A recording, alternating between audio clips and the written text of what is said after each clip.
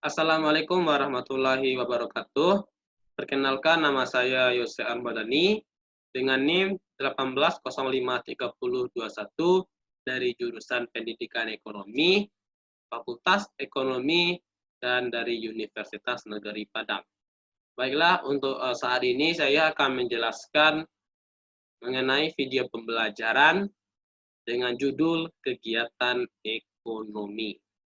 Berbicara mengenai kegiatan ekonomi, setiap dari kita pasti telah mengalami yang namanya dari ekonomi. Mulai dari membeli kebutuhan, membelanjakan uang untuk pembayaran, dan dalam menjual barang-barang yang kita untuk memperoleh barang yang kita butuhkan. Pada dasarnya, setiap manusia pasti akan terlibat dalam ekonomi. Kegiatan ekonomi ini dilakukan dalam tujuan untuk memperoleh kebutuhan yang dibutuhkan untuk mencapai kepuasan hidup, untuk mencapai kesejahteraan hidup. Baiklah, langsung saja kita bahas kegiatan ekonomi adalah kegiatan yang dilakukan individu atau kelompok untuk memperoleh barang dan atau jasa guna memenuhi kebutuhan hidupnya dengan saling mempertukarkan atau menukarkannya dengan mata uang.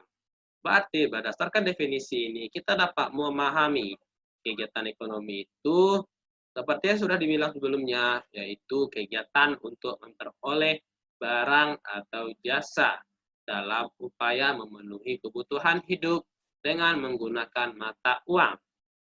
Baik, berdasarkan gambar ini, kita dapat melihat menyimpulkan beberapa hal, seperti kegiatan ekonomi manusia pada zaman dahulu, yaitu dengan menggunakan barter. Seperti yang bisa kita lihat, yang pertama ada seorang nelayan yang menukarkan hasil ikan tangkapan nelayannya dengan beras ataupun hasil panen dari petani. Proses pertukaran secara langsung tersebut dinamakan dengan barter. Nelayan tentu saja tidak bisa menanam padi di pantai. Begitu juga dengan petani yang berada di pegunungan yang tidak bisa untuk mendapatkan ikan. Sehingga pertukaran ikan dan beras membuat petani dan nelayan mendapatkan barang yang diinginkannya untuk memenuhi kebutuhan hidup mereka. Tetapi, membawa barang untuk saling ditukarkan tentu akan sangat merepotkan. Sehingga akhirnya, sesuai dengan perkembangan zaman, disepakati penggunaan mata uang untuk transaksi penukaran.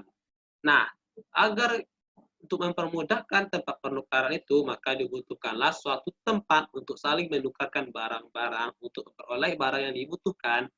Nah, maka oleh karena itu, tempat untuk bertemunya itu disebut dengan pasar.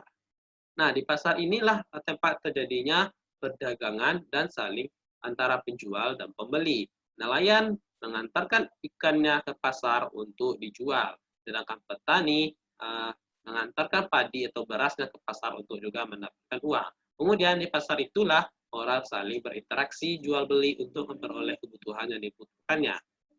Sekarang, di era modern, transaksi pun bisa dilakukan dengan menggunakan mata uang digital tanpa mengeluarkan uang logam atau kertas. Untuk mendapatkan barang dan jasa, bisa dilakukan dengan menggunakan transaksi elektronik. Baik, selanjutnya kita akan membahas 3 kegiatan ekonomi. Tadi sudah kita ulas bahwa untuk memenuhi kebutuhan dilakukan dengan menggunakan pertukaran mata uang. Untuk memenuhi kebutuhan tersebut, orang bekerja dengan berbagai cara. Contoh, petani nelayan menangkap ikan, petani menanam padi, peternak memelihara ayam, dan berbagai jenis hewan ternak lainnya. Ada banyak kegiatan ekonomi sebenarnya dalam berbagai bidang, seperti di bidang perikanan, perindustrian, konstruksi, perhutanan, peternakan, pertambangan, jasa, dan lain sebagainya. Nah, kegiatan itu jika kita klasifikasikan secara garis besarnya, maka terdapat 3 bidang, yaitu bidang produksi, distribusi, dan konsumsi.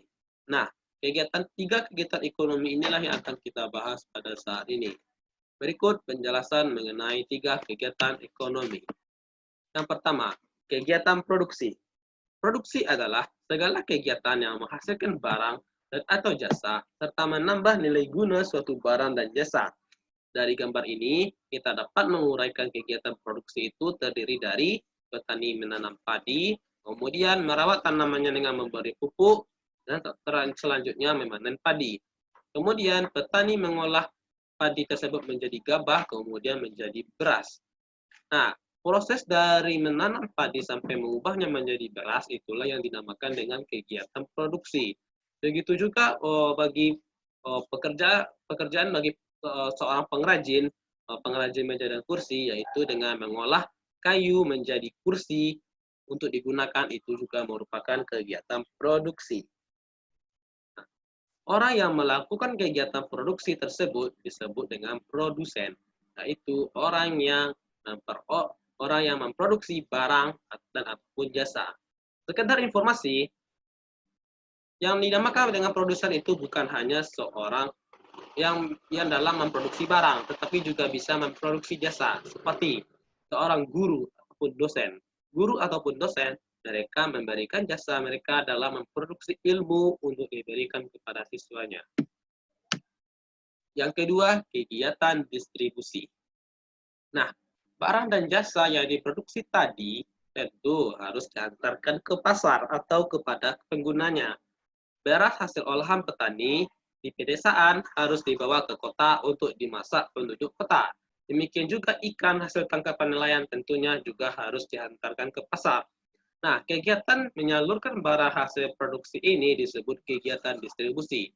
Orang, kelompok, atau lembaga yang melakukan distribusi disebut distributor. Berdasarkan gambar yang bisa kita lihat ini merupakan salah satu contoh dari kegiatan distribusi yang berupa dengan menerima barang yang dari produsen, kemudian barang tersebut kita hantarkan kepada konsumen atau diantarkan ke pasar, tempat bertemunya antara penjual dan pembeli dalam rangka memenuhi kebutuhan hidupnya.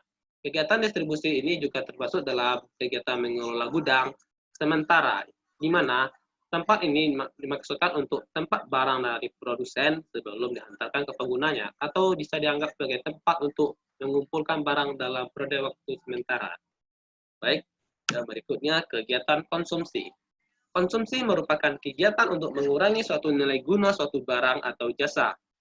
Contoh, beras hasil produksi petani dibeli oleh sebuah keluarga sebanyak 10 kg dan diolah menjadi nasi. Hasil produksi tersebut berkurang melalui konsumsi dari keluarga tersebut.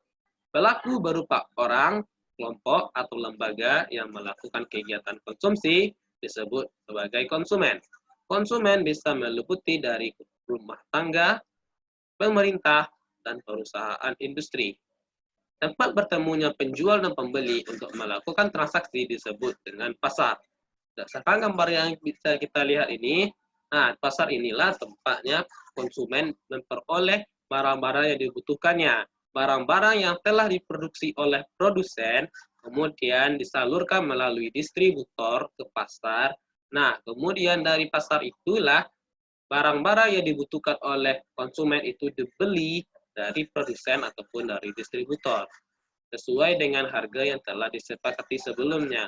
Nah, oleh karena itu kegiatan ekonomi ini dapat kita alurkan secara ringkas menjadi produsen memproduksi barang-barang ataupun jasa, kemudian distributor menyalurkan barang dari produsen ke tempat konsumen untuk memperoleh barang yang dibutuhkannya, yaitu seperti di pasar, dan terakhir konsumen memperoleh barang dan jasa yang dibutuhkannya di tempat seperti pasar. Baik, saya pikir hanya itu saja yang dapat saya sampaikan mengenai materi kegiatan ekonomi.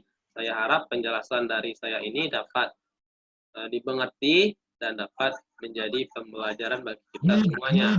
Atas segala kekurangannya saya mohon maaf. Wabillahi taufik wal hidayah. Wassalamualaikum warahmatullahi wabarakatuh.